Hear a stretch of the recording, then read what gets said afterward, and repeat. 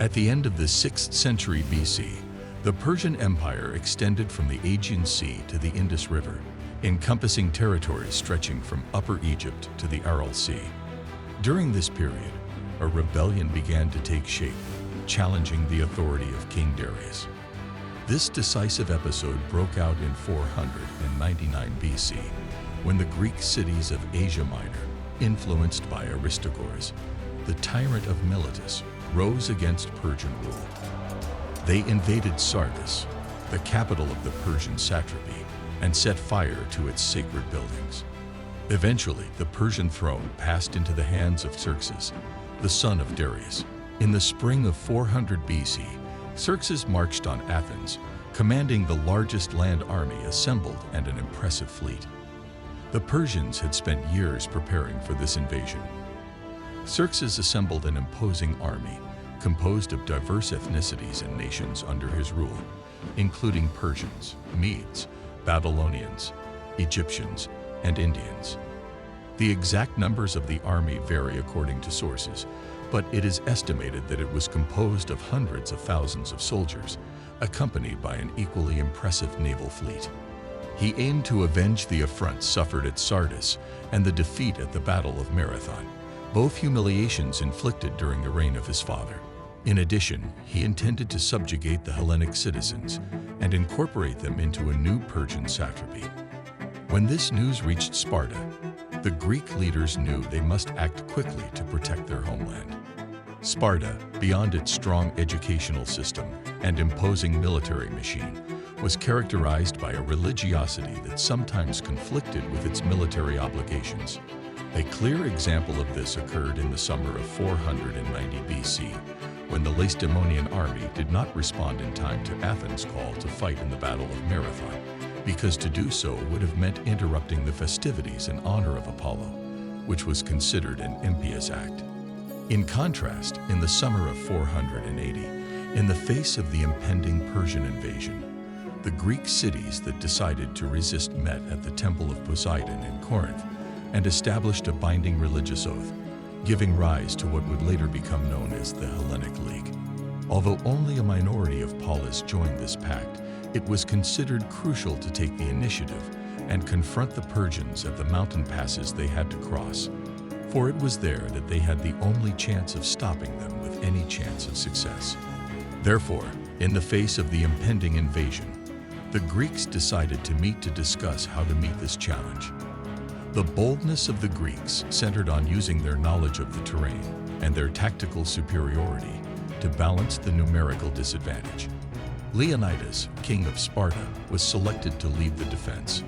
In the final preparations before Leonidas departed for Thermopylae, Gorgo told her husband, "Return with your shield or on it."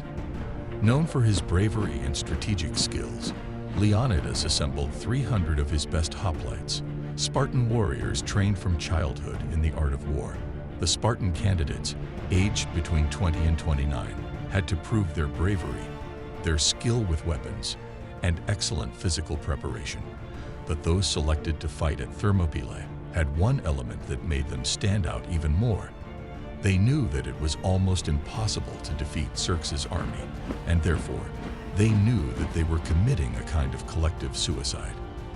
They were joined by several thousand soldiers from other Greek city-states, forming an army of approximately 7,000 men. Before leaving for battle, Leonidas consulted the Oracle of Delphi. The Pythia, priestess of the oracle, delivered a prophecy: either your great city must be destroyed by the descendants of Perseus, or by the death of a king of the line of Heracles. Interpreting this prediction, Leonidas understood that Sparta would only be saved if he died in battle, thus accepting his fate. Greek military strategy was based on the effective use of hoplites, soldiers who formed a close combat unit. Each hoplite carried a large shield in his left hand, known as a hoplon, which protected both him and the soldier to his left. This formation made it possible to create an almost impenetrable barrier of shields and spears, known as the phalanx formation. The choice of Thermopylae, whose name means hot gates because of the hot springs in the area, as the battlefield was a decisive tactical decision. This narrow mountain pass limited the Persians' ability to take advantage of their numerical superiority. In open terrain, the Persians would have been able to encircle and overwhelm the Greeks. But at Thermopylae, the Greeks could block the pass and force the Persians to fight under unfavorable conditions. Leonidas and his men worked hard to fortify their position. They erected walls and other defenses at strategic points in the gorge, ensuring that every soldier was prepared to meet the Persian onslaught. In addition, Leonidas deployed his forces so that they could rotate and rest, maintaining a constant and effective defense. The Greek coalition included not only Spartans, but also Thespians, Thebans, and other allies. Although not all were as experienced as the Spartans, unity and shared purpose helped maintain cohesion. Leonidas, aware of the differences among his troops, focused on strengthening morale and cooperation among the different contingents. The Persian army, composed of a vast multitude of soldiers from various regions of the empire, was advancing toward Thermopylae. Despite the numerical difference, the Greeks were determined to resist. The Persian forces included infantry, cavalry, and specialized units, all under the direct command of Xerxes. Xerxes, confident of his superiority, did not foresee the ferocity and resistance he would encounter at Thermopylae. The first contact with the Persian scouts made them understand the challenge facing the Greeks. However, this did not weaken the courage of Leonidas and his men. They knew that, although the enemy was large, the geography of the place and their skill in combat gave them a chance to stop the Persian advance. The days leading up to the battle were filled with preparation and ritual. The Spartans, true to their customs, preened and prepared as if they were going to a party, showing their disdain for death and their commitment to battle. Finally, the Greek forces took up their positions at Thermopylae. Leonidas placed his Spartan hoplites in the vanguard, knowing that their discipline and training would be critical in the early fighting. The Greek allies, though less experienced, lined up at his side, ready to defend their land. The Persian army, led by Xerxes, finally reached Thermopylae. This army was advancing very fast. Xerxes, confident in the superiority of his forces, expected a quick surrender without significant resistance from the Greeks.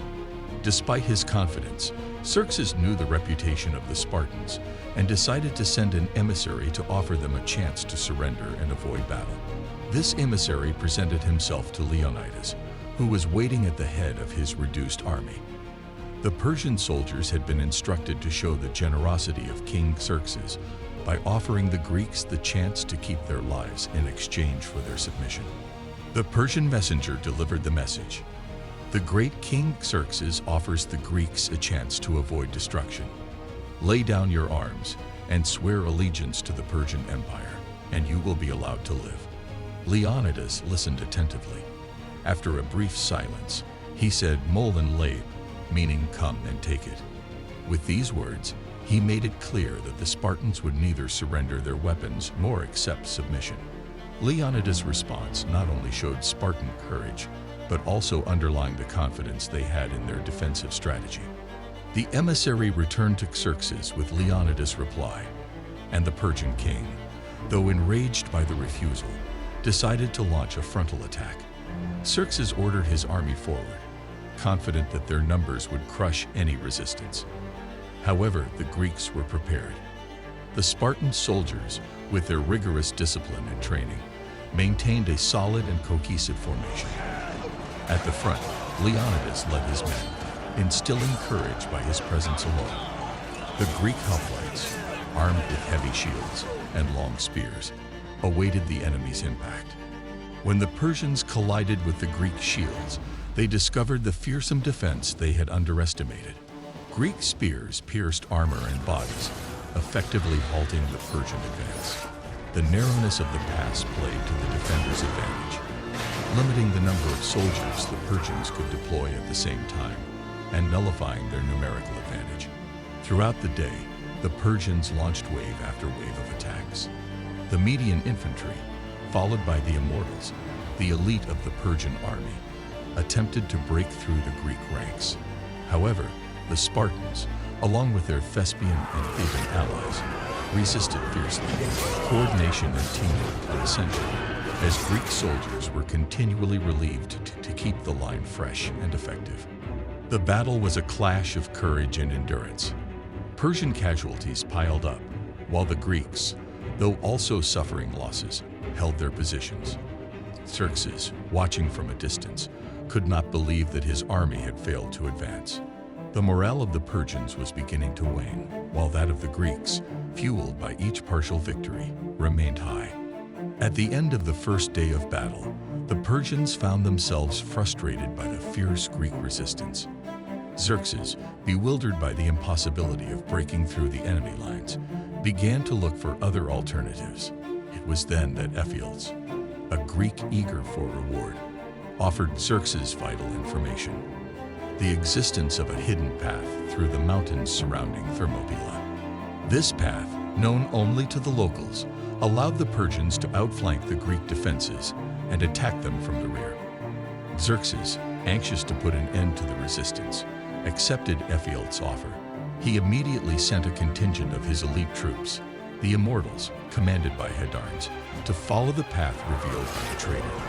Meanwhile, the Greeks, ignorant of this treachery, prepared for a second day of combat. During the early morning hours, the Persian troops advanced once more, launching successive attacks which were again repulsed by the Greeks. Leonidas and his men, taking advantage of the narrow terrain, continued to wreak havoc on the Persian ranks. As the day progressed, however, some Greek scouts discovered the movement of Persian troops across the trail. Quickly, the news reached Leonidas. Sensing the gravity of the situation, he summoned his commanders and discussed the few options they had. The only possible way out was a strategic retreat to save most of the men. But he and his 300 Spartans, along with some volunteer allies, decided to remain at Thermopylae to delay the enemy as long as possible. At night, as the Persian contingent approached from the rear, the Greeks fortified their positions, aware of the impending attack. Morale among the Spartans and their allies was high, despite the certainty of the sacrifice that awaited them. They knew that their mission was to buy time so that the other Greek forces could prepare for future battles. At dawn on the third day, the Spartans and their allies prepared for their final battle.